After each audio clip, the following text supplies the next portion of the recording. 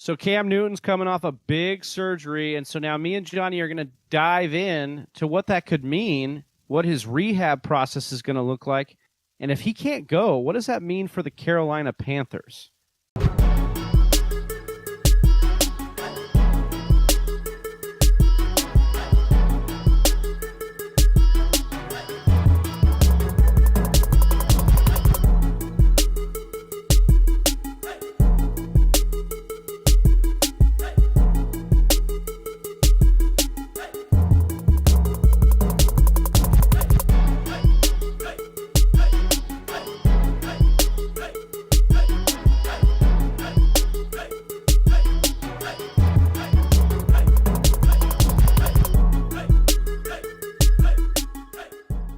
What's up, Whisper Nation? That's Big Travy, and I'm Johnny Game Time Hicks, and we're talking about Cam Newton, right? He had a very, very solid season up until the very end where he kind of fell apart. So he started weeks Literally. literally. And figuratively.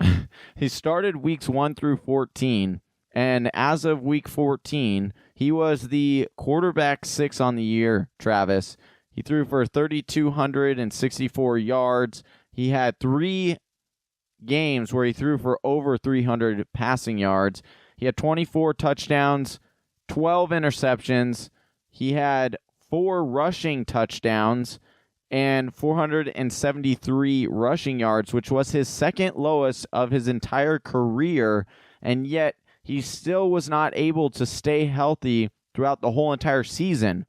So moving forward, let us know, what is the fantasy impact not only on Cam Newton and how nervous you are about his recovery, but some of his wide receiver options and his, mate out of the backfield there and Christian McCaffrey. How nervous are you for them?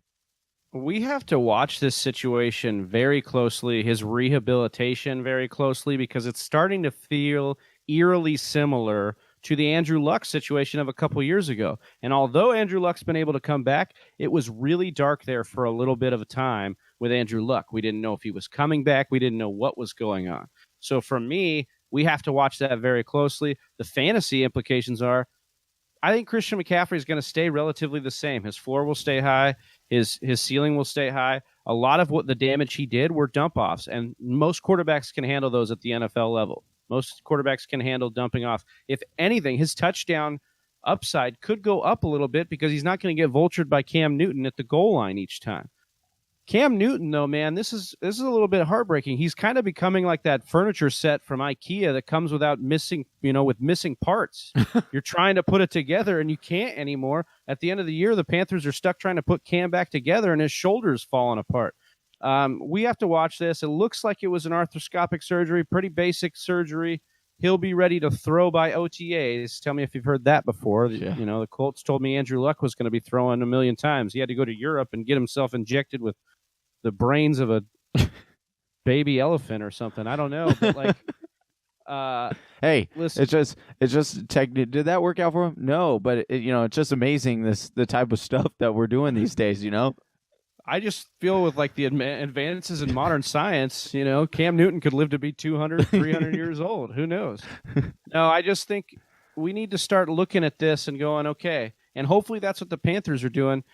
They're looking at this and saying, look, we have Christian McCaffrey. Would we rather have a younger Christian McCaffrey doing a lot more than Cam Newton running a lot more? The problem is you can't change Cam Newton. He is going to play that game the same way, and now we're starting to see he's going to have to make that change within himself. Will this surgery do that change for him? Will that be the thing that slows him down, gets him a better pocket passer? I don't think so. I think he's going to continue to be who he's always been. It's what's made him successful. It's also what's hurt him. Yeah, you talked about the passing. He had a 78.7 adjusted completion percentage, which was actually one of the best of his career. So North Turner was doing some wonders for him. But here's what I got to wonder, Travis. There were talks by the owner of the Carolina Panthers who talked about possibly moving on from Cam Newton, and they eyed the contract, and he talked about how it was really, Cam Newton is not, he just signed a contract a few years ago. It was a pretty hefty contract, And so now they're saying now they can save some cap space if they cut Cam Newton. Now it'll be interesting to see how this rehab goes, but I want to throw a name out there, Travis, and Teddy Bridgewater, free agent quarterback. He knows the North Turner offense. North Turner is confident in Teddy Bridgewater. I think he could fit very well in that scheme. And he wouldn't run as much, which I think that North Turner would like. He's much more of a pocket passer, and I think he likes to prove that to people because coming out of college, everyone was like, oh, he's got to be a scrambling quarterback. He's blah, blah, blah. And he was like, no, I am a pocket passer. And so I think that if they were to go out and maybe if this rehab starts going more along the lines of Andrew Luck, I wouldn't be surprised if they're just like, you know what, Cam, good riddance, buddy. We appreciate all that you've done for us, but we're going to save some cap space, and we're just going to go out and get another quarterback. I think in theory it makes a lot of sense. There's a lot of logic there that you have.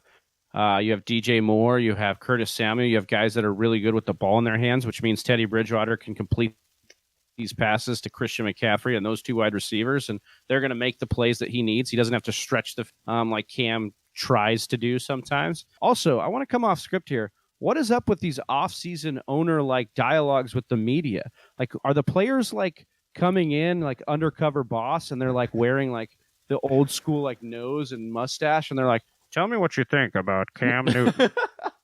Right? Like, they're just trying to dig up information. Like they had the Steelers with the AB drama, and you had the Rooney family, the owner of the Steelers, talking about AB. I'm like, what is up with the airing the dirty laundry on these guys as if they're not, listening to this stuff? Yeah, I think what they're seeing is they're seeing all of these players stepping out and voicing their opinions, and then they feel like, oh, well, the players are doing it, so why don't we do it?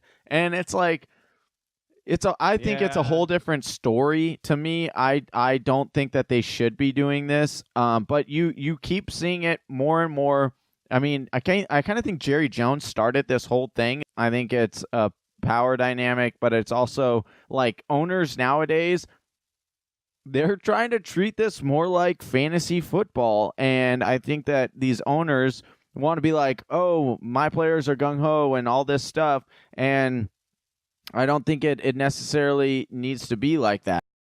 Yeah, I think they feel slighted, and then their pride gets messed with, and they go back out there and they're trying to like protect their pride and protect their name and their team, and it's kind of BS. I agree with you. I just don't know why you wouldn't handle a lot of this stuff in house. And even if you're gonna mediate, don't mediate through the media.